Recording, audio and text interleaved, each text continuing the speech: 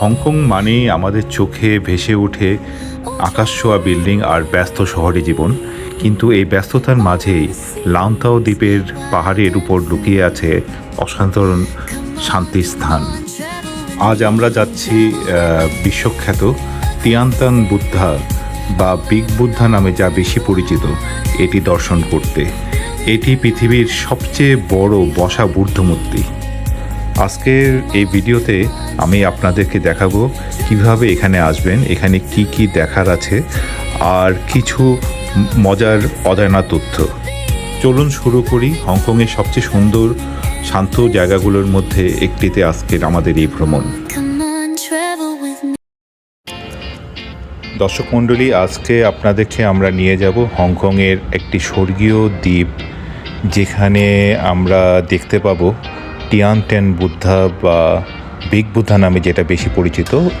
সাথে দেখব আমরা পল ইন মনেস্ট্রি। আর আমাদের এই ভ্রমণ গন্তব্যে পৌঁছানোর জন্য আমরা অভিজ্ঞতা নিতে চলেছি নংপিং 360 কেবল কারের। এটা বিশ্বের অন্যতম সুন্দর স্কাই রাইড হিসাবে পরিচিত।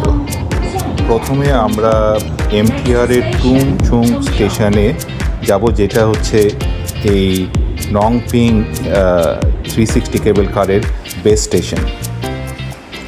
টুংচাং স্টেশনে আসার পর এক্সিট বি দিয়ে বেরোতে হবে। এক্সিট বি দিয়ে বের হলে কিছুটা হাঁটার পরেই আমরা কেবল কারের যে টার্মিনাল সেখানে পৌঁছে যাব। সাধারণত এই স্টেশনে যাত্রীদের অনেক ভিড় থাকে। ভিড় এড়ানোর জন্য বেস্ট ওয়ে হচ্ছে গিয়ে অনলাইনে আগের থেকে টিকিট করে নেওয়া, যেন টিকিটের লাইনটা অ্যাভয়েড করা যায়। ইউজুয়ালি এখানে 3টা ধরনের কেবল কার রাইড আছে: স্ট্যান্ডার্ড কেবিন, ক্রিস্টাল কেবিন আর হচ্ছে গিয়ে crystal plus cabin. Standard cabin এবং ক্রিস্টাল কেবিনের জন্য লাইন ডিফারেন্ট থাকে। ইউজুয়ালি স্ট্যান্ডার্ড কেবিনের লাইনটা খুব দ্রুত মুভ হয়, ক্রিস্টাল কেবিনের লাইনটা একটু স্লো মুভ করে। আপনি সিঙ্গেল ট্রিপ বা রাউন্ড ট্রিপ যে কোনো রকমের টিকিটই করতে পারেন। এখানে আপনারা দেখছেন যে কীরকম লম্বা লাইন আমরা পার হয়ে এত দূর এসেছি। অনেক প্রতীক্ষার পর আমরা আমাদের স্ট্যান্ডার্ড কেবিনটি পেলাম এবং আমাদের এই কেবিনে 6 জন আমরা বসেছি। ইউজুয়ালি ওরা ফ্যামিলিদেরকে একসাথে অ্যাকোমোডেট করার চেষ্টা করে। তাছাড়া এক একটা কেবিনে 8 থেকে 10 জন বসার ব্যবস্থা থাকে। চাইলে আপনি একটা কেবিন সম্পূর্ণ রিজার্ভও নিতে পারেন, বাট সেই জন্য আপনাকে মোটা অঙ্কের টাকা গুনতে হবে।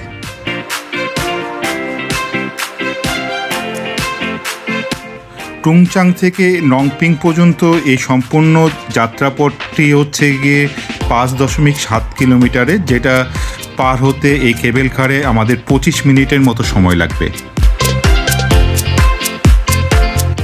এটি এশিয়ার দীর্ঘতম কেবল কারগুলোর মধ্যে একটি। এই যাত্রাপথে আপনি দেখতে পারবেন টুংচুং উপশহর, North Lantau Country Park, South China Sea, Hong Kong আন্তর্জাতিক বিমানবন্দর এবং তাছাড়াও অনেক পাহাড় এবং সবুজের সমারোহ। এই সিনেমেট্রিক ট্রাভেল এক্সপিরিয়েন্স আপনার ভ্রমণ অভিজ্ঞতাকে আরও সমৃদ্ধ করবে বলেই আশা করি। আপনার ভ্রমণ অভিজ্ঞতাকে আরও রোমাঞ্চকর করার জন্য আপনি ক্রিস্টাল বা ক্রিস্টাল প্লাস কেবিনগুলো ইউজ করতে পারেন। সেক্ষেত্রে আপনি ফ্লোরের থেকে নিচের যে দৃশ্য সেগুলোকে আরও ভালোভাবে দেখতে পারবেন। কিছুটা ভয় লাগে, কিন্তু হয়তোবা আপনার জন্য এটা উপভোগ্য হবে। এ হচ্ছে গিয়ে হংকং এয়ারপোর্টের দৃশ্য, এয়ারপোর্টের রানওয়ে। কেবল কারের উপরে বসে এয়ারপোর্টের রানওয়ে থেকে প্লেনের টেক অফ করার দৃশ্য বা ল্যান্ডিং করার দৃশ্যগুলো সত্যি উপভোগ্য।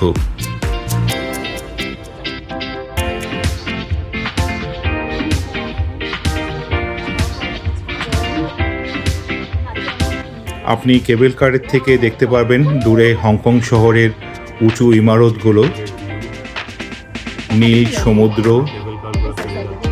এই কেবল কারটি নর্থ লান্টাও কান্ট্রি পার্কের উপর দিয়ে যায় এবং কিছু কিছু জায়গায় এই কেবল কারটি মাটি থেকে প্রায় 150 মিটার উচ্চতায় অ্যারাউন্ড 500 ফিটের উপরে থাকে। আমরা সবাই এই কেবল কার রাইডটি খুব উপভোগ করছিলাম, সাথে অনেক অনেক দৃশ্য, চারদিকে ফটো তোলার জন্য চোখ জুড়িয়ে যায় এত সুন্দর দৃশ্যে। অবশেষে আমরা চলে এসেছি আমাদের ল্যান্ডিং স্টেশনে। এখানে আসার পরে আপনারা যখন কেবল কারে উঠবেন তখন কিছু ছবি তুলে রাখবে আপনাদের ফ্যামিলি বা ইয়েতে, সেই ছবিগুলো আপনারা এখান থেকে কালেক্ট করতে পারেন আফটার ল্যান্ডিং।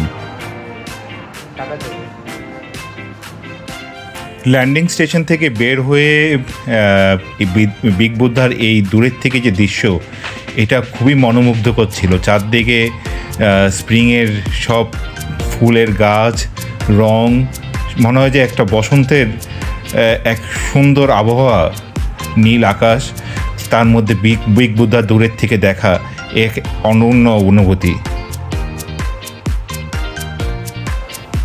নংপিং ভিলেজটি বেশ সাজানো। আপনি কেবল কার থেকে নামার পরেই নংপিংয়ের এই প্রথম দেখাটা আপনাকে অভিভূত করবে। রোদেলা দিনে সুন্দর এই পরিপাটি শহরে ওপেন এয়ার কোনো একটা রেস্টুরেন্টে বসে এক কাপ চা খাওয়া বা দুপুরের খাবারটি সেরে নেওয়া, এ এক অনন্য অনুভূতি। নংপিং ভিলেজ নিজে খুব বেশি পুরনো নয়, তবে এটি এমন এক জায়গায় গড়ে উঠেছে যার ধর্মীয় ও সাংস্কৃতিক গুরুত্ব 100 বছরেরও বেশি পুরনো। ভিলেজের বিভিন্ন জায়গা থেকে পাহাড়ের উপরে বিশাল বুদ্ধমূর্তিটি দেখা যায়। ভিলেজটি সাজানো হয়েছে বিভিন্ন রকমের সোভেনিয়ার শপ ও রেস্তোরাঁ দিয়ে। ভিলেজটি এমনভাবে ডিজাইন করা যা দর্শনার্থীদেরকে ধীরে ধীরে কোলাহল থেকে বের করে শান্ত এক পরিবেশের দিকে নিয়ে যাবে। এ যেন বিগ বুদ্ধা বা মনেস্ট্রি দর্শনের আগে এক মানসিক প্রস্তুতি।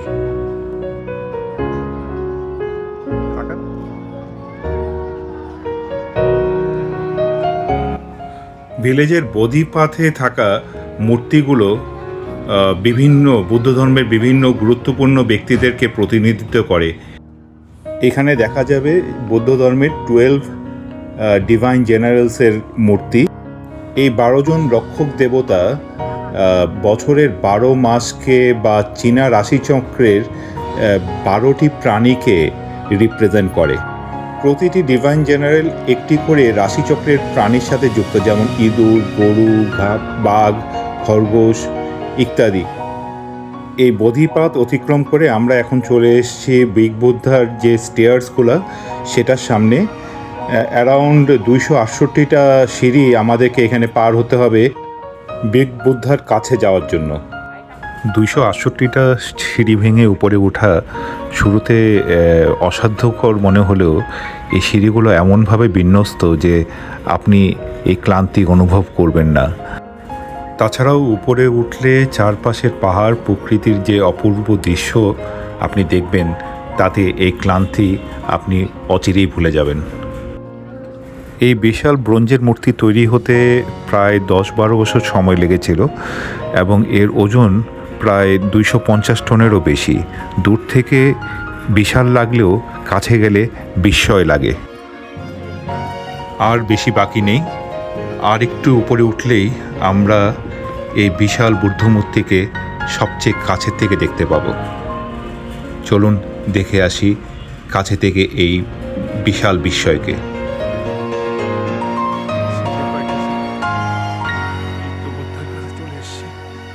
অবশেষে আমরা পৌঁছে গেছি। এত সিঁড়ি বেয়ে উপরে ওঠার পর মনে হচ্ছে এই জায়গার শান্তি এবং সৌন্দর্য সত্যিই সব পরিশ্রমকে সার্থক করে দিয়েছে। বুদ্ধ মূর্তির নিচে যে ছোট ছোট মূর্তিগুলোকে দেখছেন, এগুলোকে বলা হয় 6 অফারিং দেবাস। এরা বুদ্ধকে বিভিন্ন প্রতীকী উপহার যেমন ফুল, ধূপ, আলো, ফল এবং সঙ্গীত উপহার দিচ্ছে। এখান থেকে খুব সুন্দরভাবে দেখা যাচ্ছে ঐতিহাসিক পল ইন মনেস্ট্রি। এই মঠটি অনেক বছর ধরে বৌদ্ধ ধর্মের একটি গুরুত্বপূর্ণ কেন্দ্র হিসেবে পরিচিত। এখন আমরা ঢুকে পড়েছি টিনটিয়ান বুদ্ধার ভিতরে। অনেকেই জানেন না এই বিশাল মূর্তির ভিতরে দর্শনার্থীদের জন্য ছোট ছোট প্রদর্শনী কক্ষ রয়েছে। মূর্তির ভিতরে 3টি আলাদা স্তরে প্রদর্শনী রয়েছে। এখানে বুদ্ধ ধর্মের ইতিহাস, শিল্পকর্ম ও বিভিন্ন ধর্মীয় প্রতীক সম্পর্কে জানা যায়। এখানকার পরিবেশ খুবই শান্ত ও ধ্যানমগ্ন। এখানে সবচেয়ে গুরুত্বপূর্ণ জিনিসগুলোর মধ্যে একটি হলো বুদ্ধের একটি পবিত্র অবশেষ বা রেলিক। বলা হয় এটি গৌতম বুদ্ধের দেহের অবশিষ্টাংশের একটি অংশ, যা বৌদ্ধ ধর্মাবলম্বীদের জন্য অত্যন্ত পবিত্র বলে বিবেচিত। বুদ্ধমূর্তির ভিতরে আপনারা যে নামগুলো দেখছেন এগুলো মূলত সেই মানুষদের স্মরণে রাখা যারা এই বিশাল টিনটিয়ান বুদ্ধা নির্মাণে আর্থিক সহায়তা বা সমর্থন দিয়েছিলেন। এখানে আপনারা দেখছেন হংকংয়ের কিংবদন্তির গায়িকা অনিতা ময়ের স্মৃতিচিহ্ন। এই মূর্তির ভিতরে দাঁড়িয়ে সত্যি এক অন্যরকম অনুভূতি হচ্ছে। বাইরে থেকে এটি শুধু একটি বিশাল স্থাপনা মনে হলেও ভেতরে এসে বোঝা যায় এর আধ্যাত্মিক গুরুত্ব ও গভীরতা। যদি এখানে কখনো আসেন তাহলে শুধু বাইরে থেকে মূর্তিটি দেখেই চলে যাবেন না, সময় নিয়ে ভেতরের প্রদর্শনীগুলো অবশ্যই ঘুরে দেখবেন। এটি ঐতিহাসিক স্থানটি সম্বন্ধে আপনাকে আরও ভালোভাবে জানতে সহায়তা করবে। বুদ্ধমূর্তির পাদদেশ থেকে চারদিকে তাকালে দেখা যাচ্ছে লান্তাও দ্বীপের পাহাড়, সবুজ প্রকৃতি আর দূরে সমুদ্রের অপূর্ব দৃশ্য। এত উঁচুতে দাঁড়িয়ে মনে হচ্ছে যেন পুরো জায়গাটা শান্তি আর ধ্যানের এক পরিবেশ তৈরি করেছে। এই ভালো লাগার অনুভূতিটাকে সাথে নিয়ে আমরা এখন চলে যাব হংকংয়ের এক গুরুত্বপূর্ণ ধর্মীয় কেন্দ্র পলিন মনিস্ট্রিতে।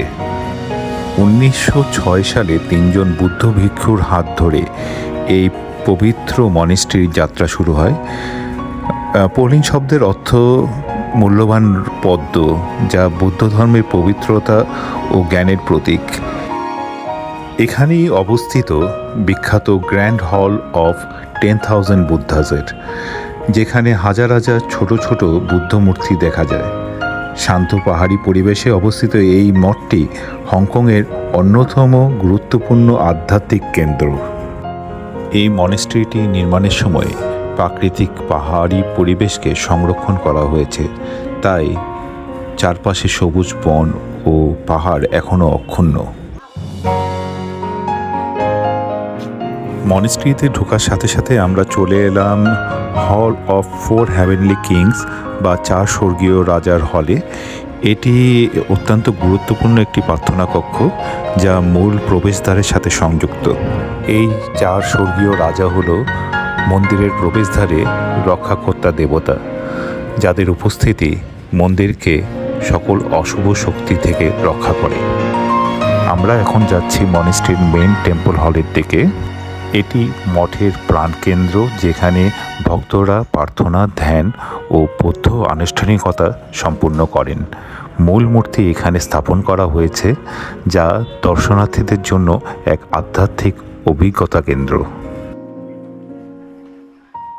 এখানকার মূল আকর্ষণ হলো মুখ্য বুদ্ধ মূর্তি। এটি 1930 সালের আগে স্থাপিত ছোট মূর্তিগুলোর ধারাবাহিকতায় বড় আকারে প্রতিষ্ঠিত হয়েছে। মূর্তির চারপাশের দেয়ালে অনেক সুন্দর মূর্তি, কারুকাজ ও বৌদ্ধ গল্পের চিত্রকলা রয়েছে। এখানে প্রতিটি দেয়াল, প্রতিটি প্যানেল ভক্তদের শিক্ষার জন্য তৈরি করা হয়েছে। কিছু দেয়ালে দেখা যায় বুদ্ধের বিভিন্ন জীবন কাহিনী, ধ্যান প্রক্রিয়া এবং মূল বুদ্ধনীতি। সোনালি রঙে মোড়ানো মূর্তির নরম হাসি ও শান্ত মুখ দর্শনার্থীদের মনে প্রশান্তি সৃষ্টি করে।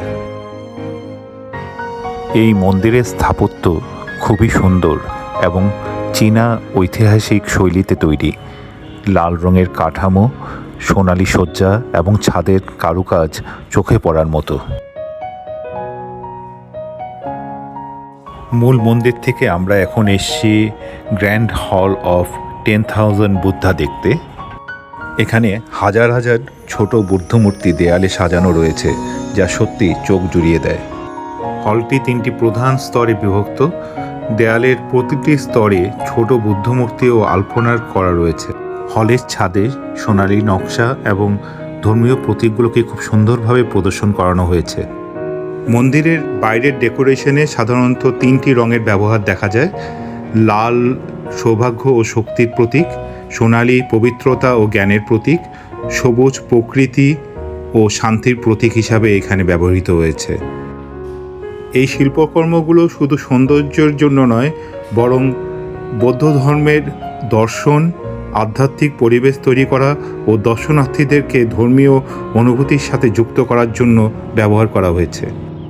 চীনা সংস্কৃতিতে ড্রাগন শক্তি, জ্ঞান ও সৌভাগ্যের প্রতীক। মন্দিরে এর ব্যবহার অশুভ শক্তি থেকে মন্দিরকে রক্ষা করার প্রতীক হিসাবেও ধরা হয়।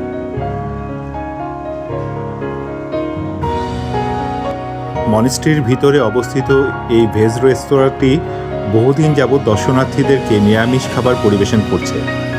এখানে আপনি পাবেন ঐতিহ্যবাহী চাইনিজ বুদ্ধীয় নিরামিষ খাবার, যেমন ভেজিটেবল নুডলস, তোফু দিয়ে তৈরি বিভিন্ন পদ, মাশরুম সবজি দিয়ে রান্না করা dish, vegetable dumpling, spring roll, সাবুদানা দিয়ে তৈরি বিভিন্ন ডেজার্ট এবং গ্রিন টি দিয়ে তৈরি কেক।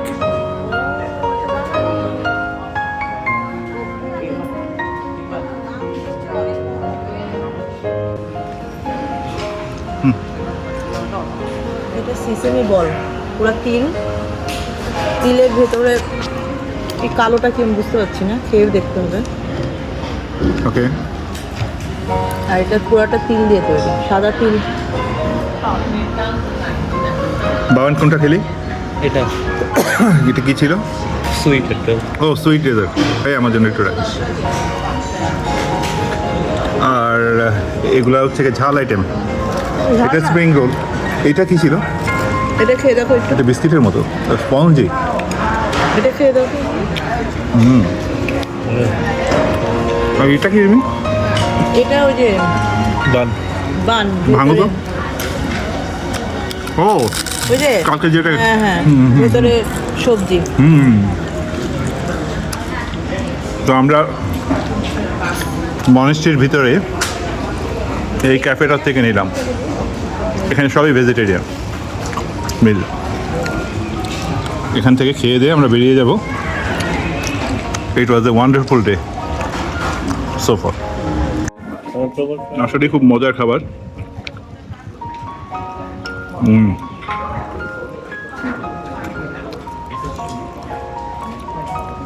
এখানে কোনো নন ভেজ আইটেম নেই এই ক্যাম্পাসের ভিতরে, বাট বাইরে অনেক নন ভেজ রেস্টুরেন্ট আছে, কন্টিনেন্টাল, ইটালিয়ান, ট্যুরিস্টদের জন্য অনেক অপশন।